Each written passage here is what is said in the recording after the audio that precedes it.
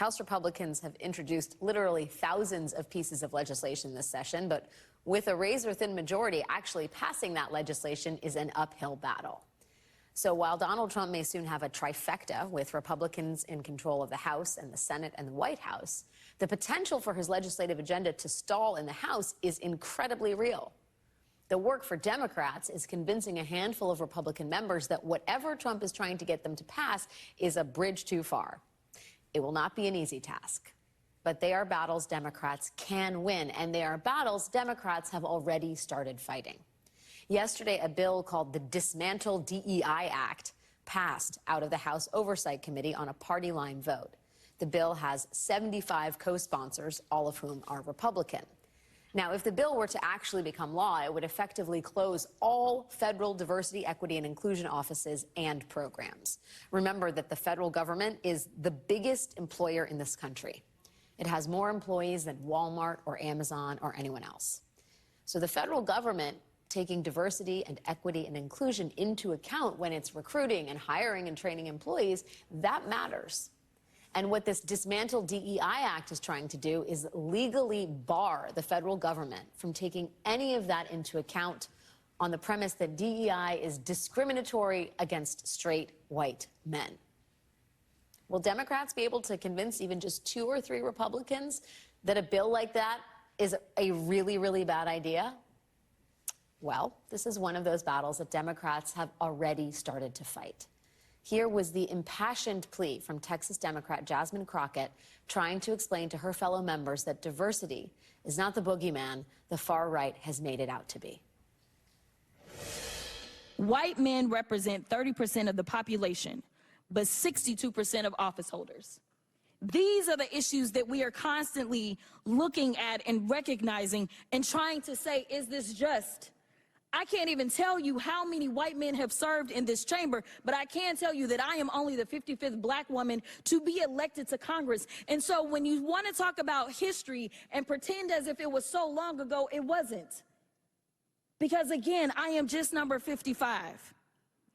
Finally, when we start to talk about what do these numbers do as we're trying to say that diversity, equity, and inclusion is the problem, the reality is that when it comes to financial performance, companies with more diverse workforces are more likely to outperform their competitors. Companies in the top quartile for racial diversity are 35% more likely to outperform their peers on profitability. Companies with diverse executive teams are 25% more likely to generate greater profits. Diverse companies earn 2.5 times higher cash flow per employee. Diversity works. There was one more section of Crockett's remarks in that committee this week that is very much worth hearing. Here was her response to the white male Republicans claiming that DEI amounts to oppression as they pushed this anti-DEI bill. You consistently said over and over the word oppression, and every time that you said it, it was almost as if I was hearing nails on a chalkboard, because it seems like you don't understand the definition of oppression, and I'd ask you to just refer to Google to help you out. Oppression is the prolonged, cruel, or unjust treatment or control. That is the definition of oppression.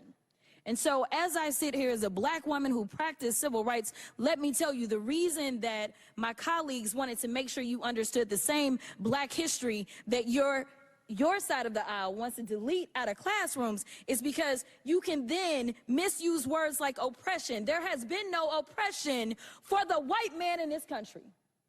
You tell me which white men were dragged out of their homes.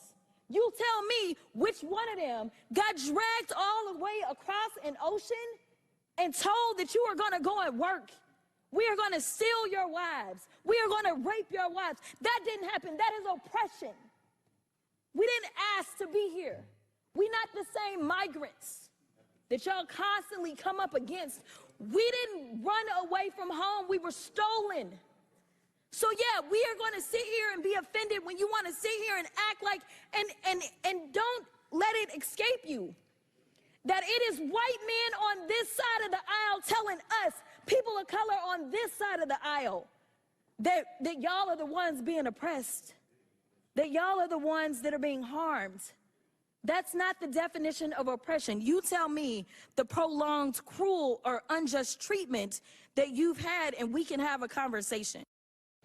Joining me now is Congresswoman Jasmine Crockett, Democrat from Texas. Congresswoman Crockett, it's great to have you on the program. There is a reason your remarks went viral and that they have gotten people talking. They're incredibly powerful, very forceful, and I think a lot of people think not said enough. What was the reaction that you got after making them? Yeah, it was the first time that my colleagues on the other side of the aisle just shut up. And they did not want to comment on the remarks that I made. There had been a back and forth between Rep. Presley and Representative Higgins out of Louisiana at some point in time.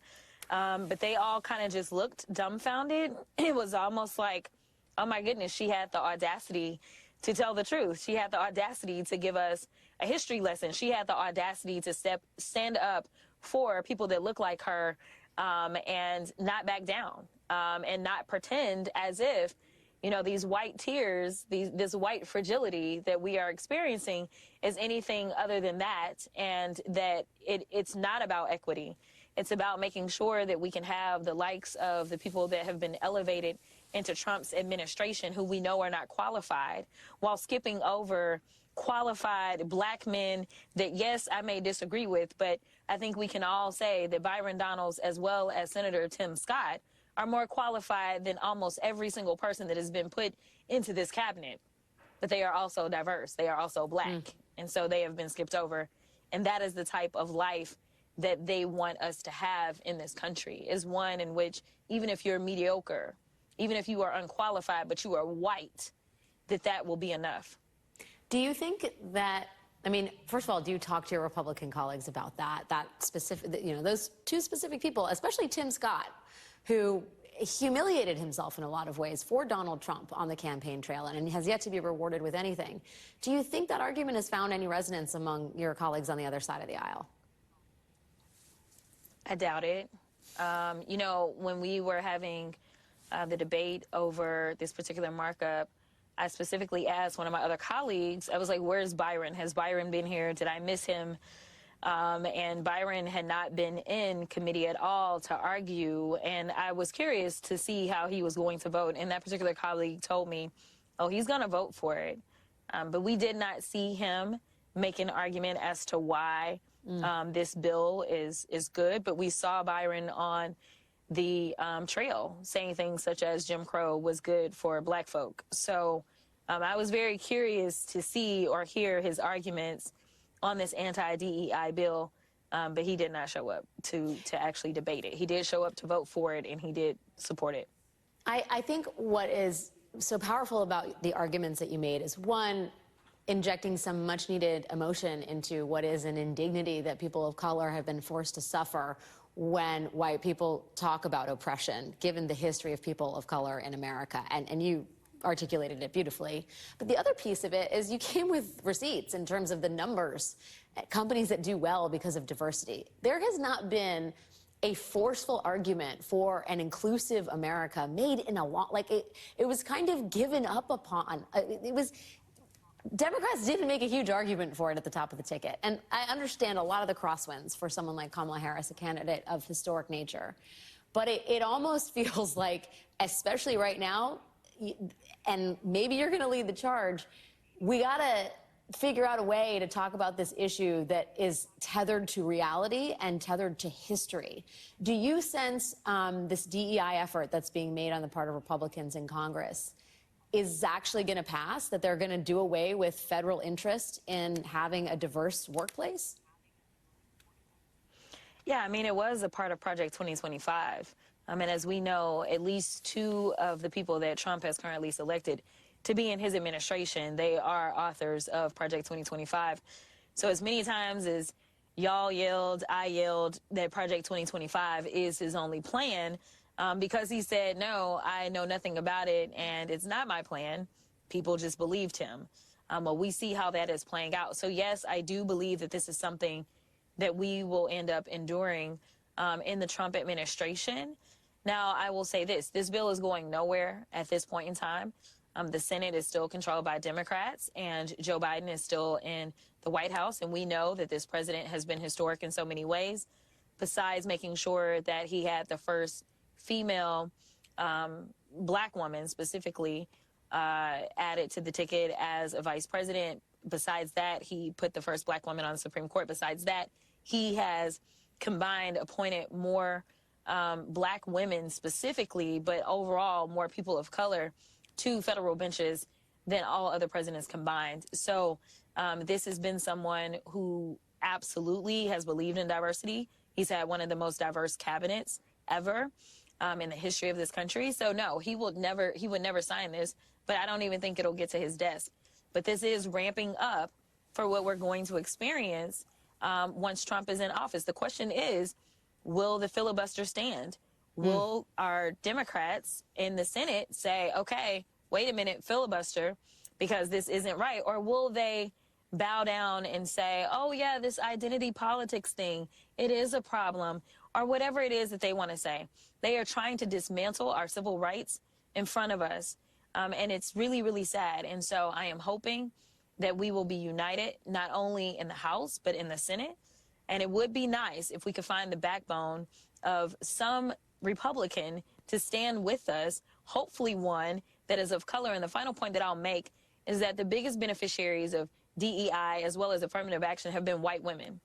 So at least maybe one white woman can stand with us Democrats and make sure that we stop this harmful and divisive rhetoric that we see happening, that they are now trying to turn into actual bills.